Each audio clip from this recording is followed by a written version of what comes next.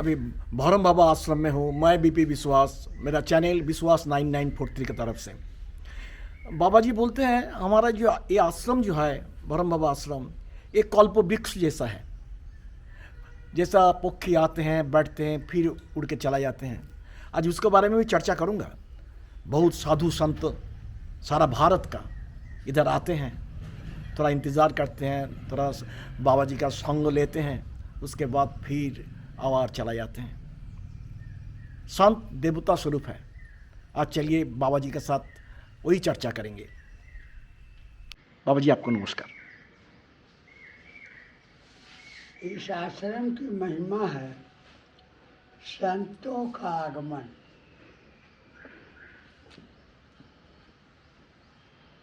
यहाँ पर भगवत स्वरूप में संतों के रूप में दर्शन देते हैं और आनाशोति कर्म फल अपने आप आपको बिना आमंत्रण के निमंत्रण के संतों की प्राकृतिक प्रभु की कृपा से जंक्शन होने के कारण जितने भी संत उतरते हैं या आवागमन होता है, लोगों की असीम सहयोग है कि ब्रह्म बाबा जाइए, ब्रह्म बाबा जाइए।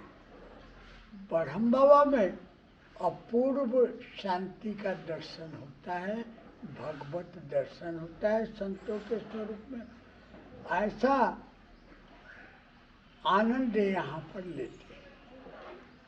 एक आध्यात्मिक आनंद का बात कर रहा है। बहुत ज्यादा आपको भी यहाँ शांति महसूस होता हो। एक से एक मूर्ति आते हैं। अभी आए थे 84 धूनी तापने वाले। हाँ, मैं भी था बाबा जी। थे 84 धूनी तापने वाले, 5 धूनी तापने वाले, 12 धूनी तापने वाले, कोटि धूनी तापने वाले। अभी कोटि धूनी भी ताप के गए। एक कोटि ध्वनि क्या है? 84 योनि के बारे में तो व्याख्या, ध्वनि के बारे में व्याख्या हुआ। 84 धूनी के बाद कोटि धूनी होगा। ओ बाबा, 1 करोड़ धूनी लगाया जाएगा अग्नि। बाप रे। उस बीच में बैठ के तपस्या करें। उनकी भभूति में रखा एक बांध के और खप्पर टापते हैं, माथे पर अग्नि रखकर वो तपस्या करते हैं। ऐसे महात्मा है। अच्छा बाबा जी, अभी जो चर्चा हो रहा था, ये इधर आने से एक परम सुख शांति मिलता है ब्रह्म बाबा आश्रम में आने के बाद। तो ये आध्यात्मिक जगत छोड़ के जब संसार जगत में आदमी रहता है तो वो शांति और ये जो शांति, ये जो फर्क एक साधारण आदमी कैसे समझेगा? मैं बार बार यही पूछते रहता हूँ। इसी जगत में, इसी सांसारिक लोगों के व्यवस्थाओं में सारी चीज जुड़ा हुआ है। लेने वाले का यंत्र अलग अलग होना चाहिए, मतलब विवेक अच्छा होना चाहिए। सब चीज रस से भरा हुआ है। इस पृथ्वी के अंदर जैसे सभी रत्न हैं, सोना चांदी तेल वगैरह जितने भी हैं पदार्थ पृथ्वी के अंदर है, वैसे ये संसारिक के अंदर सारे पदार्थ हैं। आप उसका अनुभव करेंगे, आनंद करेंगे तो मिलेगा। जो आनंद नहीं करेगा उसको वो आनंद खोजेगा नहीं, उसको आनंद नहीं मिलेगा। आकर चले जाए, उसके पास में ही रहेगा, वो पाएगा ही नहीं।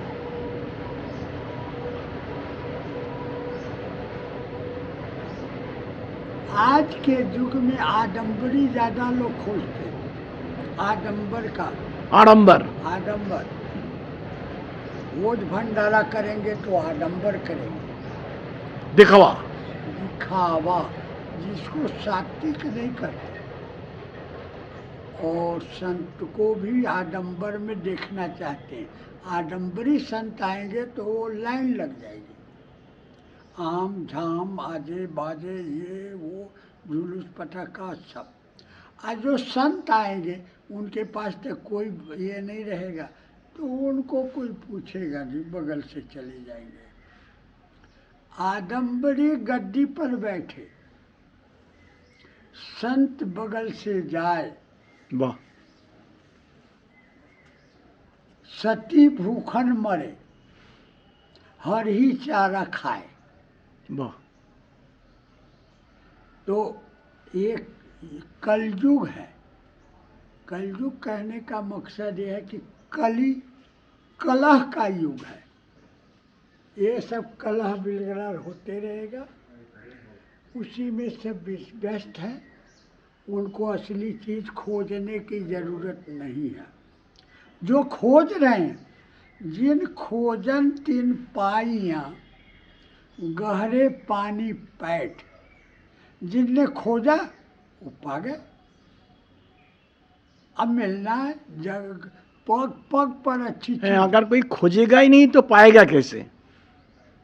खोज होना है, खोज होना है, लगन मन चाह होनी है। चाह वाले को राह मिल जाता है, जहाँ भी चाह है वहाँ राह है।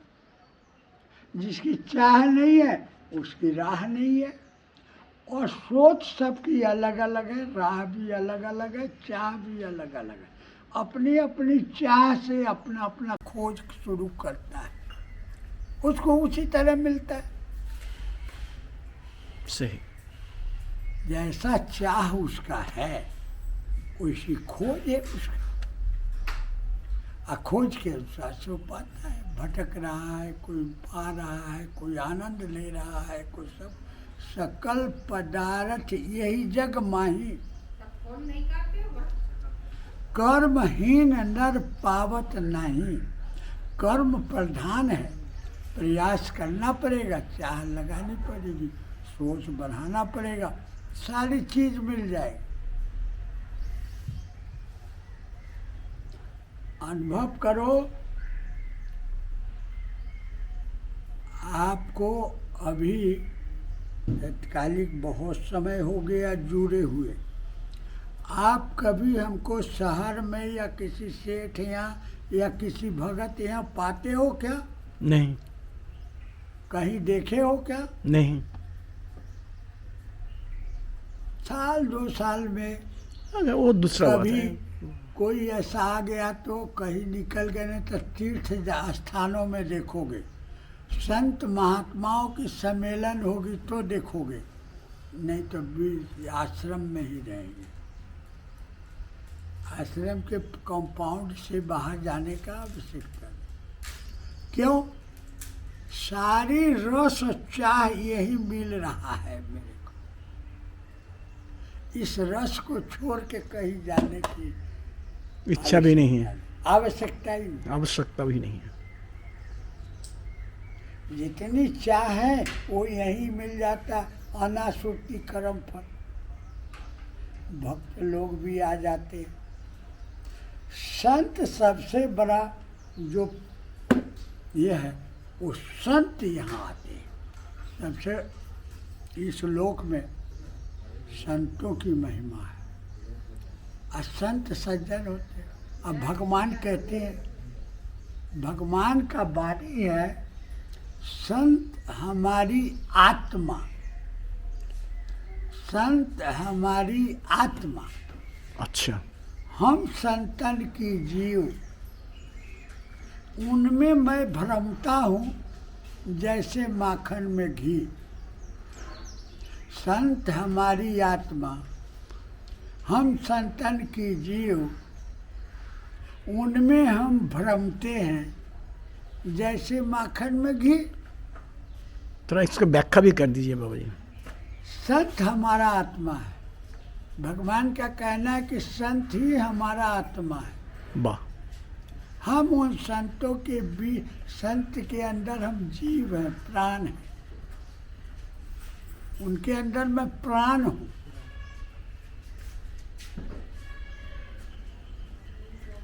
हम संतन की जीव, हम उनमें भ्रमते हैं। वही आत्मा में भ्रमते हैं, संतों में भ्रमते हैं, घूमते हैं। जैसे माखन जो होता है दूध से निकाल के अलग से और उसका उसमें रूप। घी रहता है। अच्छा, घी रहता है, सही। माखन में घी, जैसे उसको गर्म करो तो घी अलग हो घी रूप जाएगा लेगा। और वो पानी अलग हो जाएगा। सही। तो संत हमारी आत्मा, अब अपनी तरफ से व्याख्या कीजिए आप। हाँ। संत हमारी आत्मा, हम संत जो है वो हमारा आत्मा है। आत्मा है। और आत्मा में ही परमात्मा रहते हैं। हाँ। तो वो कहते हैं हम संतन में जीव, हम उस आत्मा में परमात्मा हूँ, वाह वाह वाह। ऐसा मान लीजिए। हम संतन में जीव, हम उनमें घूमते रहते, भ्रमते रहते, और जगह नहीं, संतों के बीच में, संतों की आत्मा में, संतों के विचार में, संतों के इर्द गिर्द में हम भ्रमते हैं।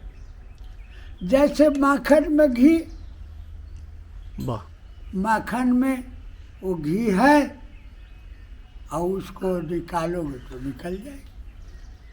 ऐसे प्रभु की वचन है, उस वचन के विश्वास करके, मान के अपन भी यही भ्रमण करते हैं, वही आनंद लेते रहते हैं संतों का। आना सूती कर्म फल, कैसे कैसे संत आते हैं, कहाँ कहाँ से आते हैं, इसका कोई अता पता नहीं है। कब आएंगे कब जाएंगे इसका भी नहीं, उनका टाइम टेबल नहीं। आपको उपस्थित रहना होगा, तैयार रहना होगा उसका आध्यात्मिक आनंद लेने के लिए। बाबा जी, और एक सवाल मेरा, विश्वास और धर्म, इसको थोड़ा सा हमारा माने समझने के लायक भाषा में आप थोड़ा सा व्याख्या करिए ना। धर्म और विश्वास, विश्वास तो कहते हैं आस्था को, अस्थाई को, और धर्म तो पालन करने का नाम है। जो प्रथम मुनि जो धर्म क्या है, अगर साधारण आदमी को समझना चाहिए धर्म, ये हम लोग धर्म करते हैं, धर्म क्या चीज़ है, इसका अगर व्याख्या। धारण करे उसी का नाम धर्म है। धार्यति धर्म, धर्म को धारण करना ही धर्म है। माता पिता ने बता दिया कि ऐसा करना है, उसको धारण किया, उसका कुल धर्म हो गया। माता पिताओं के द्वारा जो पालन किया जाता है, जो नियम किया जाता है, जो सेवा की जाती है, जो पूजन की जाती है, उसी परंपरा को चलाना उनके कुल धर्म हो गया। यही धर्म है। और धर्म हर चीज़ का अलग अलग है। नारी धर्म अलग है, पुरुष धर्म अलग है, सेवक धर्म अलग है। एक ही परिभाषाओं में आ जाएगा।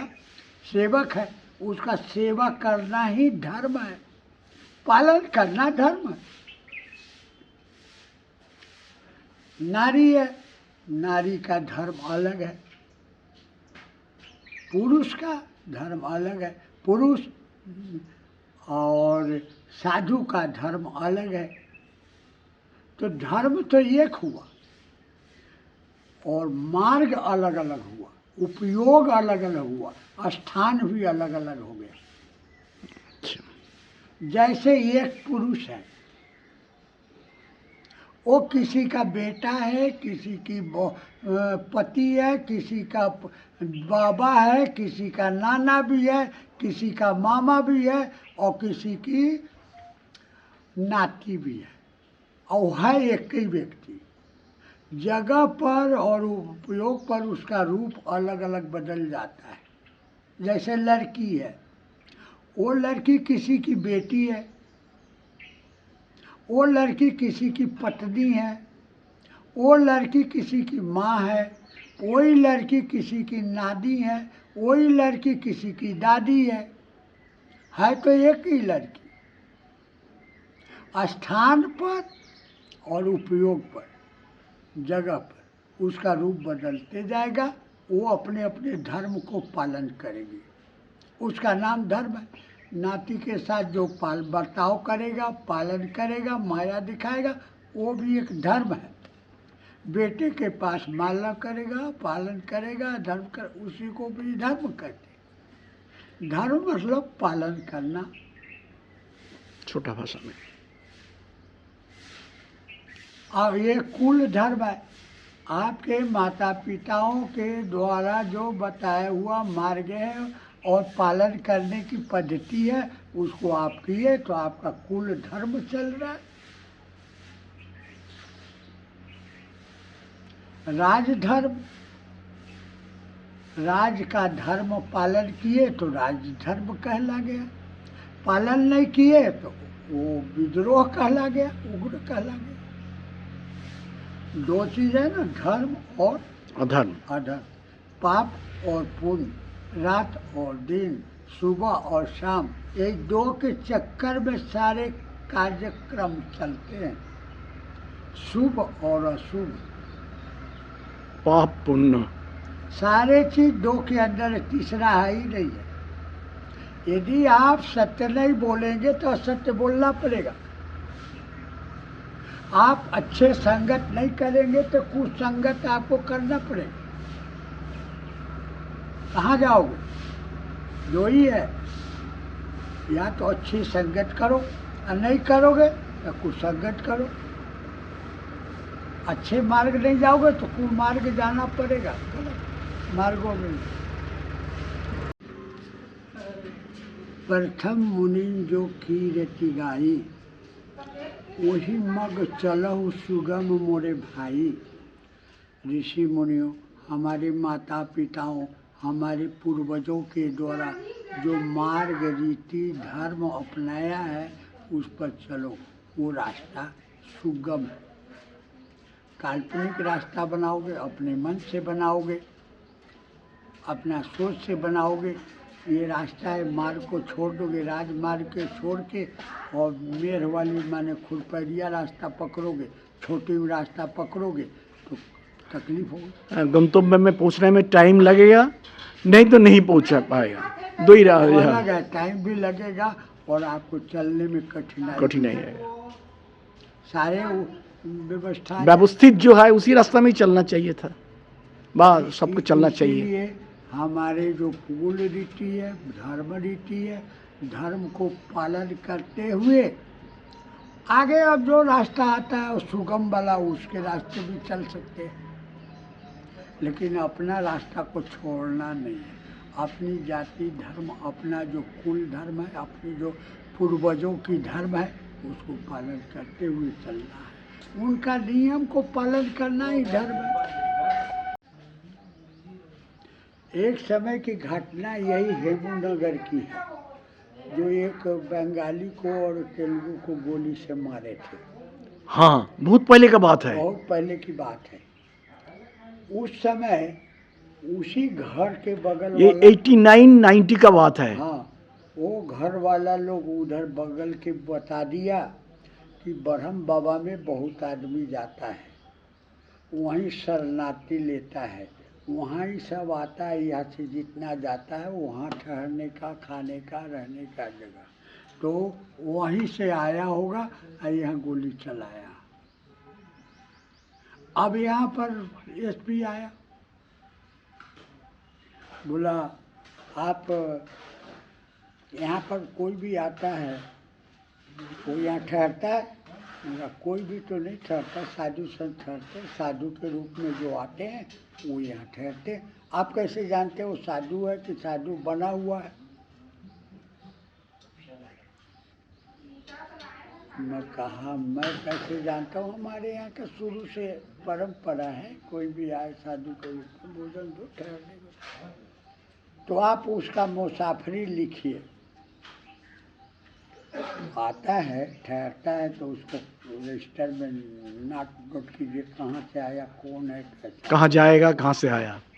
तो मैं बोला ये सेवा आपको देता हूँ, आप अपना कर्मचारी रख दीजिए, वो लिखता रहेगा। हम लोग न लिखे पढ़ी जानते न कोई जानते, न हमारे यहाँ परंपरा है, आज तक कोई रजिस्टर नहीं बना है। अब चाहिए तो हम आपको सहयोग करेंगे।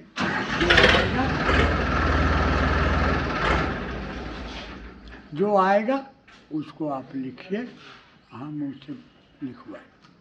आप अपना आदमी बैठाइए कर्मचारी। अब बोला ठीक है, वो कहाँ के बैठाएगा। अब वहाँ टीआई को बोल दिया, तो टीआई बोला वहाँ ठहरता है क्या, तो पूछा जाए वहाँ। अब 2 पुलिस फूल वाला सब वो मेरे पास आया, बोला आप यहाँ का पुजारी हैं? बोला हाँ। तो टीआई साहब बुला रहे हैं। कहा टीआई को क्या करना है? तो बोला वो हाँ डकैत हुआ है तो आपको बुला। तो डकैती से हमारा क्या संबंध है, तो आप चलिए वहीं बात कर लेंगे। मैं कहा चलो। हम गए तो ये नाना प्रकार का प्रश्न करते, आपके यहाँ कौन आता है, कौन ठहरता है, कैसा है, क्या है, और वहाँ पर ठहरने का अड्डा है लोगों को, तो आप ये कर। मैं कहा सुनो,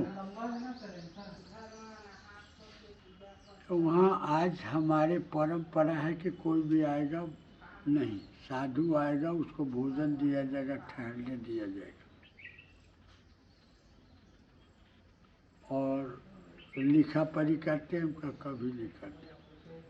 नहीं करना है तो आप जी कर्मचारी बैठा दीजिए, करिए, हम उसमें सहयोग कर देंगे, लिखवा देंगे।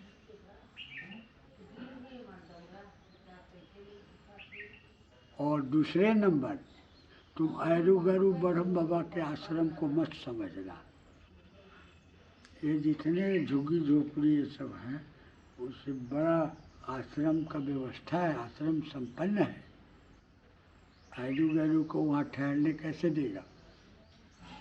ये सब जितना जमीन देखते हो आश्रम का है। अरे आश्रम संपत्ति वाला है, उनका क्या समझते हो? तो टीआई बोला गलती हो गई, बोला है वो राम सिंह है, राम सिंह।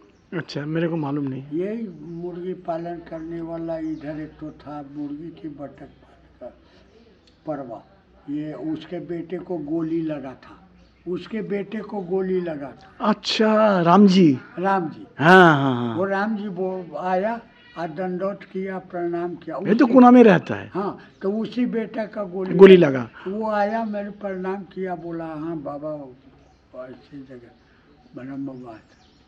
तो टीआई मेरे को बोला मेरी गलती हो गई, मैं आपको बोला मुझे ही आना था।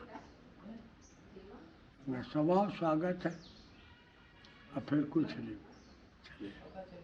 तो अब वो देख रहा है कि यहाँ कोई ठहरता है, ये अपराधी है, ये है, वो है, वो है। पर आज तक हमें तो कभी अपराधी हमारे यहाँ कहाँ ठहरे।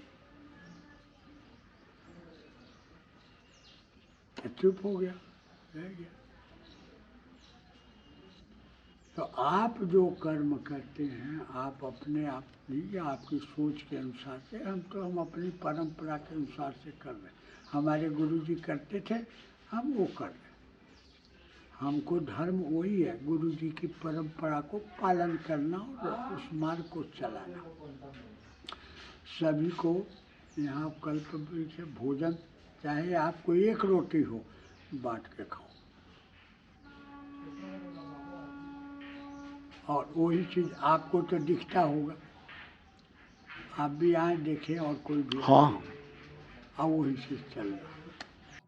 सबको मेरा आध्यात्मिक नमस्कार, जुड़े रहिए।